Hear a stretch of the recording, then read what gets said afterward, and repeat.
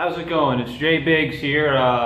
It's been, I think last February when I made my appearance in the first Arguing with the Camera video, and here I am to do another one for the sake of the fact that it's the 40th anniversary of Star Wars today. So I'm going to talk about this topic that's kind of been on my mind for a while.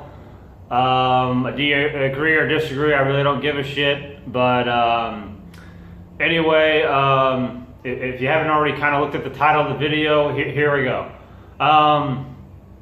Okay, so most of the, when people usually actually complain about the story of the prequels, instead of just saying that it's bad CGI, they usually like to bring up the fact that they pussied Vader. How they made him like a crybaby, whiny kid who just basically was just everybody's bitch. I'm gonna have to kind of disagree with you on that one. Like, for example, like one of the few actual legitimate complaints they give for Episode 1, The Phantom Menace, is that the kid that they had play Anakin Skywalker was somehow not convincing enough that this would eventually be Vader someday. I'm pretty sure when you're when you're starting the story off, that's I don't know, 33 years before the events of Episode 4, A New Hope. I'm pretty sure you're gonna see a kid that's I'm pretty sure you're gonna see a 33-year difference. I mean, hell, Episode 6 and Episode 7 are 30 years apart, and nobody seemed to complain then. Everybody seemed to kind of understand the aging process there, I guess because they use the actual people as an as an excuse. But so basically what I'm trying to get is, before I get a little too crazy with this, is that we're 3 decades from when the events of this original trilogy happened. This is where the prequel trilogy starts. And of course, the prequel trilogy is going to start when we run into innocent little Anakin, who both him and his mother have been a slave all of his life. This should probably give you an example of how tragic his life really is right now. Then you have the whole, they test his midichlorians, which I don't really see why a lot of people complain about midichlorians. Like, they don't need something to explain how the Force is understood. I think, in my opinion, if the Force is something that's known in the Star Wars galaxy or galaxies that can bend and shape anything, that kind of sounds like sounds like a form of like matter energy to us, and we have measurements for those. So for the Star Wars universe to have something to kind of measure or have an understanding of the Force makes sense when you have this very ancient evanescence, or whatever you want to call it, and people are aware of this for thousands of years. I think eventually down the line you're going to have somebody studying it and giving it like some sort of measurement. But anyway, you find out Anakin's midichlorians are higher than any Jedi, which gives that, and the fact that he apparently has no father. Just me can not explain it, but all of a sudden she was pregnant with this kid, and out came out Anakin like months later. But anyway, the kid's not convincing enough. He's 9 years old. I think the purpose of this movie is to see the innocence of Darth Vader. To see that he wasn't always this very vicious kid. Like, he was an innocent little boy. Not only that, but he was an innocent little boy with both he and his mother, the only other person in his life he actually knew, were slaves. They were property to other people. And then he heard about the Jedi, and he heard how they're peacekeepers, and this is why he wanted to become a Jedi. He wanted to become a Jedi because he wanted to end slavery for everybody. He didn't want to be a slave. He didn't like the fact that his mother was a slave. So he wanted to be a Jedi when he heard about Jedi, so he can do that purpose. And, then he shows piloting skills, which definitely goes in link with the Force, both in the podcast scene and in And then when he was destroying the droid, not really factory, but the droid space station in space. But anyway, that was his purpose in episode 1, was to show how unique and innocent this kid is, to how he has fear in his life, and to how the Jedi Council don't trust him. Like, I honestly don't know what movie what movie people were watching when they saw this and didn't really understand that that was probably where Lucas was going. He was going for the innocence and the just the purity, lack of a better term, of this kid. Then you fast forward 10 years later. He's now 20 years old. Apparently, according to either the Legends, Extended Universe, or maybe even canon, I really didn't check, but supposedly the beginning of episode 2, where it's the failed assassination attempt on Senator Padme Amidala, takes place the day after Anakin's 20th birthday. So 10 years, almost 11 years later, and he's a Jedi. He's busy. He's being trained by a guy that really had no experience with being a master beforehand. It was just kind of handed to him, something that happened in the previous film. And so you have him being trained by not the guy that, made him a Jedi in the first place, because he got killed off. You now have a guy who was trained by the guy that was wanting to train him, who has no experience, and he even acknowledged this all the way back in episode 6, Return of the Jedi in 1983. Like, I thought I could train him like the way my old master did, but I was wrong. Sadly, I was wrong. So you kind of see that a little bit in episode 2. So now you have this kid who's powerful with the Jedi, who might be the kid of the prophecy, the one that might bring balance to the Force. And what they, I guess, don't tell you, or they kind of tell you but not tell you all the way, is that the Jedi Council, let alone the whole Jedi Order, was kind of weighing Anakin down with his abilities. Like, they were aware that he had all this power and everything, but when they were training him, like with the other Padawans in training, he knew and they knew that he was way more powerful than anybody of his peers, but they kind of just ignored, they didn't really ignore, they just kind of placed him in that same position anyway. Like, they saw the potential he had, he knew he had the potential, they just didn't let him go for it. And then you finally have him meet up the woman that he fell in love with 10 years ago. He's been thinking about her every day, both him and his mother. He's thought about every day for the past 10 years when he's out on doing Jedi missions. And he sees her, she's just as beautiful as he's last remembered. Which kind of sounds like anybody's first crush in any situation on this planet. Not only that, but before I get too far into episode 2, another thing that you were supposed to notice in episode 1 is the, lack of a better term, tragedy, or the sad moment when Anakin had to leave his mother. Again, the one person he loved, let alone the one person that basically cared for him, he cared for her, they were both a team, and he had to be taken away from her. So now you have this innocent kid who now has fear, which is pretty normal for a 9-year-old kid, if you ask me, especially in the situation that he was in. Almost lost my train of thought. So you have this kid, so now he's being taken away. I think that's supposed to show you that just how tragic that moment was for him. And not only that, not just for Anakin Skywalker, but for any Jedi who gets noticed by other Jedi and gets taken from their families at a very young age. I mean, that's canon in Star Wars. So I think that was also supposed to show you Anakin's point of view of a traditional Jedi code. Now you go back to episode 2. He hasn't seen his mom. He starts seeing all these visions about her. He's too busy doing all of his Jedi missions to actually go and save her when he keeps having all these visions. They get a little too much for him to handle, so he talks to Yoda about it. Yoda says, just, forget about it, just let it go. He can't, though. They keep getting worse and worse for him. finally he has the opportunity to go to Tatooine.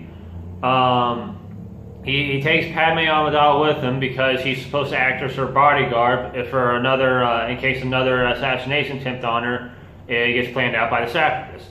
So now he's actually defending the person he's loved all this time. And he gets a chance, he gets to finally go back to Tatooine where his mother last was. Finds out through his former slave owner that she was sold to another slave. Goes to that previous slave owner, who turns out ended up freeing her and marrying her because he fell in love with her. He had a leg injury, he couldn't save her, but he knew she was in trouble too. Lars knew she was in trouble as well. So now you have this 20-year-old kid who hasn't seen his mom since he was 9 years old. Just so close, decides to just screw it. I'm just going to go to the last place she was last seen. He finally gets there. So after all these visions, after all these years, he finally gets reunited with his mother just to have her die in his arms as she's trying to say, I love you. So I guess, and then afterwards he gets in this very angry rage and just slaughters every member of the tribe, both women, children, and men, just treating them like animals for the anger that they just did. And Obi-Wan and Yoda and Qui-Gon's ghosts feel this disturbance in the Force. Now, again, try to put yourself in Anakin's shoes. You just got separated from your mother. You haven't seen her all this time, and your sole purpose of joining the Jedi Order, the reason why you haven't seen her all this time, was so you could free her and all the other slaves that you've met and haven't met. You start having all these visions about her that you don't know what they mean, but they're very nightmarish and they get worse and worse. So basically you start worrying for your mother. You start worrying for the woman that, begat you, the woman that's loved you. And then you finally reunite with her after all these years just to have her die in your arms while she's trying to tell you she loves you. Now that won't trigger rage for you. Like, I don't get how people don't understand that. And then he goes back home, does the burial and everything, and then he reunites with Padme, who, confronts him while she notices that he's not really in the best of moods. And okay, so he just had this tragic thing happen to him. And now the other woman in his life that he's loved is coming to him and asking him what's wrong. And he just breaks out and just basically, just confesses what he did and cries while doing it. And in a fit of anger, he also mentions that he feels like the Jedi's weighing him down. He feels like his master's jealous of his abilities, which unfortunately, based on either the canon or the legend, something is actually kind of true. They've been weighing him down all this time, and he knows it. And so, you wouldn't, putting yourself in Anakin's shoes, you wouldn't have all that happen to you. Your loved one, or the person you at least love, is asking what's wrong. Your mother just died. You just had the feeling you wouldn't break down and just unleash everything that you feel is wrong in your life. And for people to say that's a pussified moment, are you serious? Like, if that is a pussified moment to where you have to say the prequels are a bad movie because of the way they portray Vader, then you shouldn't be a fan of Sons of Anarchy. Because when I was watching all 7 seasons of Sons of Anarchy, I noticed Jack Teller cry his bawl his eyes out way more than I saw Anakin Skywalker did. And if you have the excuse of that, you didn't know what life he was living, or you didn't know the situation you were going through as you were watching the show as you go along, what the fuck were you watching with the prequels? Because to me it seems like the same thing almost. He's in this life he doesn't like. His own mother dies, his own wife dies. Kind of sounds like almost the same fucking story if you ask me. They're both, one's supposed to be a tragedy of just, based on Roman tragedies, and one's another straight up Shakespearean tragedy. They're both tragedies. These are both tragedies of character. So I don't see how there's so much positivity for Jax Teller, let alone all of Sons of Anarchy. But yet there's all this negativity for both the prequels and how the prequels portrayed Anakin. They feel like the same fucking thing to me. And then you have episode 3, where he turns to Darth Vader. And this kind of took me by surprise too when I first saw it, but then again, I was 11, 12 at the time.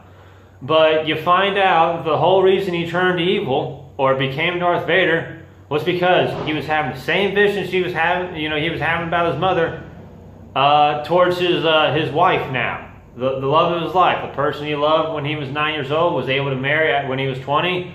Pretty much, I think her alone made it the happiest moment of his life. To the point that he couldn't lose her. That he had to do whatever it took to save her. That way he wouldn't be lost without her. That way he wouldn't feel the same loss he had when his mother died. Again, putting yourself in his shoes. If you've had a tragedy with a family member or a loved one, especially your mother, and then you feel like you're noticing, like, say, cancer or just something like that, and you notice that your loved one's dying in the same way, you wouldn't feel so desperate to try to do something about it? So, of course, this being Star Wars, he's able, the Sith sees this as a perfect opportunity. Of course, the Sith, Chancellor Palpatine, has basically been controlling everything. He's the Phantom Menace in the movie The Phantom Menace, if you guys didn't know that. And, he's just playing all this out so he can become the Emperor of the Galaxy. It's definitely one of those movies, let alone franchises, for both, I guess, Episode 3 and Episode 5 especially, where the bad guy kind of comes out on top. And he sees Palpatine, not only now is he one, a Sith apprentice shy, and there has to be 2 Sith, 1 master, 1 apprentice. So now Anakin's ready to be his apprentice, and now because of the fate of the Force, he has this vision that's now this golden opportunity for Emperor Palpatine to finally put his master plan into full force. So again, going back to Anakin, because I don't want to rant about Palpatine, because I kind of see his character as badass. He obviously knew what he was doing the whole fucking time. At least in the prequels, he knew what he was doing the whole fucking time. But okay, so you wouldn't try to do anything to save your loved one. You wouldn't see lives that wasn't yours or hers as petty lives.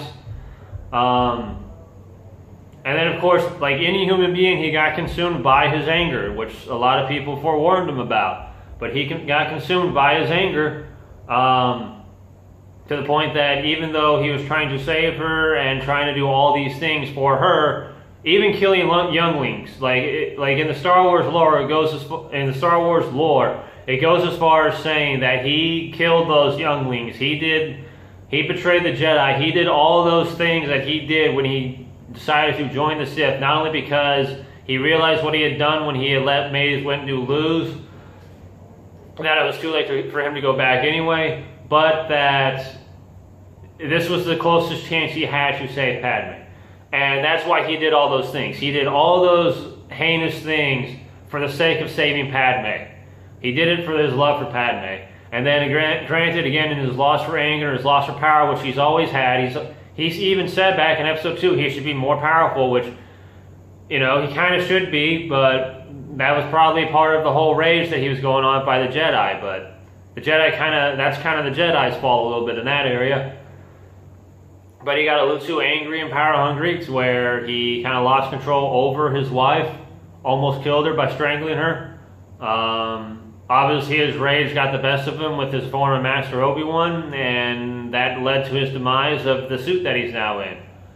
And Palpatine, who, now a lot of people say that this is kind of stupid, but a lot of people claim that Palpatine killed Padme. Like Palpatine sensed Padme somewhere, used her life energy to save Anakin's life energy. When, from what I can tell, the novelization, George Lucas himself, and beyond George Lucas himself, which I think should be above all else confirmation of anything, even like Star Wars lore indicates that the funeral that happened with Padme, to where it looked like she was still pregnant, it looked like she died with the pregnant child yet to be born. It looked like based on that, especially in this book I read called The Rise of Darth Vader, Even Emperor Palpatine thought that funeral was legitimate. Like, the twins were never born, let alone one child was ever born. So even though he might have manipulated Anakin to become Darth Vader, he might have manipulated him by saying that he destroyed her with his madness. He might have done that, like in some ways. I think he kind of sensed that she was dead, but I don't think he really knew where she was. Or maybe he just flat out lied, knowing that she was gonna die anyway, and just came out and said this. And again, you do everything that Anakin did in Episode 3 to try to prevent from losing Padme. The very first thing you ask after days of being on an operation table, being burned up, having the ability to speak, let alone difficulty to breathe, you get inside the suit. You're now able to breathe inside the suit, be just fine inside the suit, basically. The first thing you ask is, where is Padme? Is she safe? Is she alright? The very reason he did all these things for. Then Palpatine says that, knowing it'll turn Vader completely to the dark side, therefore killing off Anakin. And so, with that being said, and another cringeworthy moment for a lot of prequel haters, or a lot of pussified Anakin, defenders, or whatever you want to call them. So you wouldn't have had all that happen to you, lose a loved one you just did everything to get for, basically even fucked up your own body to do, just to find out that you killed her, or just to be told that you killed her, and you sense it and you know that she is actually dead, and you feel like that what you just been told has been 100% true. You wouldn't just get in a fury of rage and just scream no to the heavens. That you wouldn't do that. You wouldn't have a loved one just die out of your control, let alone being told that you were the one to do it in the end. And you wouldn't just be so mad at everything and so mad at yourself. You wouldn't just, at a bitter rage, just say no as best as you can, especially since you have no ability to walk right now. Like, I don't see it. Like, I feel like most people either are missing the point, not seeing the same movies I am, or just acting like they wouldn't do the same thing he did in the situation that he did it in. So I just don't get it. And of course that turned him evil, so he, everything he loved, everybody he loved, just screw it, just went out the door. So of course that made him Vader. And then you have A New Hope that happened 19 years later, where he's well adjusted to this Vader lifestyle, even though he hates the suit that he's in, but he's confined in it every day. Eventually he noticed that there's this powerful rebel who has the Force that's strong with him. You eventually find out that it's his son, and that brings you life. That brings you like, oh, my child actually survived. Like, I actually have a purpose now. I need to go find this person. Which explains Episode 5. And then why in Episode 6, I even noticed as a kid that Vader seemed a little more, lack of a better expression, nicer in Episode 6 than they did in Episode 4 or 5. It seemed like after that whole year of Luke going away from him, the last thing you see in Empire Strikes Back is just Vader quietly walking away with all the other Empire officers just looking at him, not knowing what to do. He's wanted to reunite with his son. He's realized, he has purpose to be Anakin Skywalker again. Like, there's no need to be this vicious Darth Vader now, because now there's a reason to be Skywalker. There's now a reason to live. The leniency of your son, the offspring of the person you loved the most that you lost years ago. Like, it all makes sense for Vader's, for Anakin's downfall and redemption. Like, it all makes sense to me, and the whole, basically what I see as the entire central story of the Star Wars saga. And then to have it act as part of the prophecy too, to where he betrayed the Jedi, therefore only leaving 2 Jedi and 2 Sith. Eventually he kills one Jedi, another Jedi dies on its own. He kills the Sith, bringing balance to the Sith, and he renounces himself, so there's no more Sith, no more Jedi. And basically, at least what I've noticed before Episode 7 came out, is that it seemed like the only reason why Luke was trying to become a Jedi in Episode 6 in the first place was to save his father. So with his father being saved, with his father telling him that you were right about me, I did have good in me, tell your sister that you were right about me, there at that point there was almost no reason for him to be a Jedi anymore, because the reason why he became a Jedi just got fulfilled. So I feel like, you know, right there, Anakin just fulfilled the prophecy, whether he knew it or not.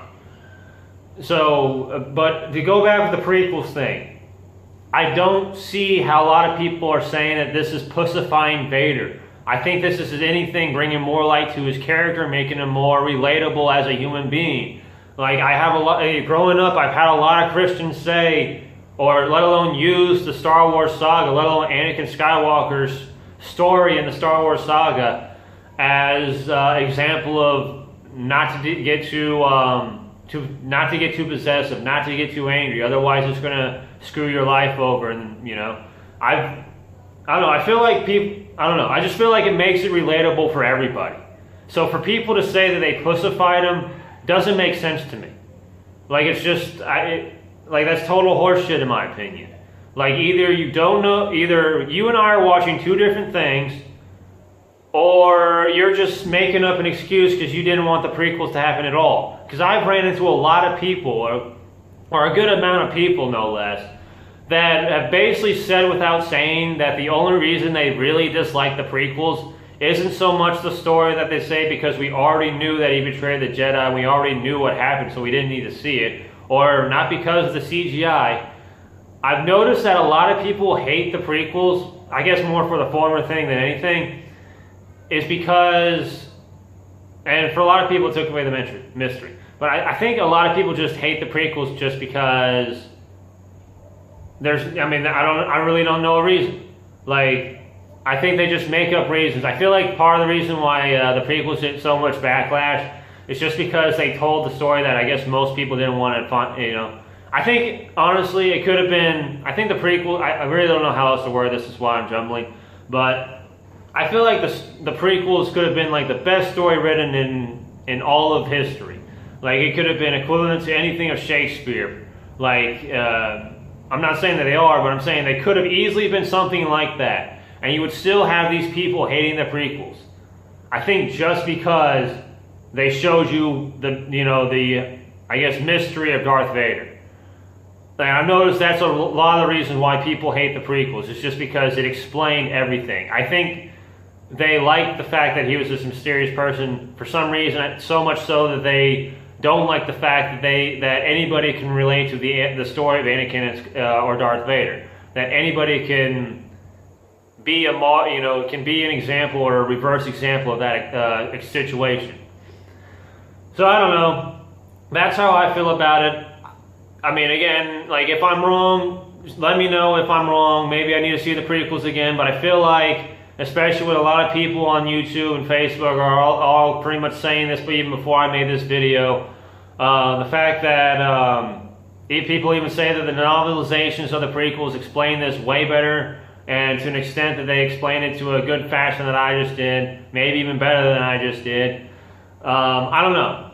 Like, what's your opinions on this? That's just my opinion. I feel like if you're going to hate on Vader, don't watch shows like Sons of Anarchy or any shows where you see the guy in a troubled situation tearing up or just losing control. Because in my opinion, that's pretty much most of the prequels right there. And, you know, of course, going back to the innocence that I said all the way back in episode 1, you see a little downfall as each film progresses in the prequels. I think that was, again, from how I saw it, I thought that was George Lucas's impression. I thought that's what he was trying to say. So if that's apparently not the case, then please correct me if I'm wrong. But I don't know. This is basically my word on the matter. If it disagrees with yours, I'd love to hear it. If you really have no argument, then fuck you. So this has been Jay Biggs. I'm glad I wasted 29 minutes of your time if this really pissed you off, if you didn't even bear through the whole thing. But if it did, and you actually liked it, then good for you. I'll tell Dan that you actually liked it. But yeah, I mean, may the force be with you. But if you really hate the prequels for no legitimate reason, or if you can't give a legitimate reason to anything, and you're just a original trilogy fanboy, then I have nothing else to say to you other than fuck you. Have a good one.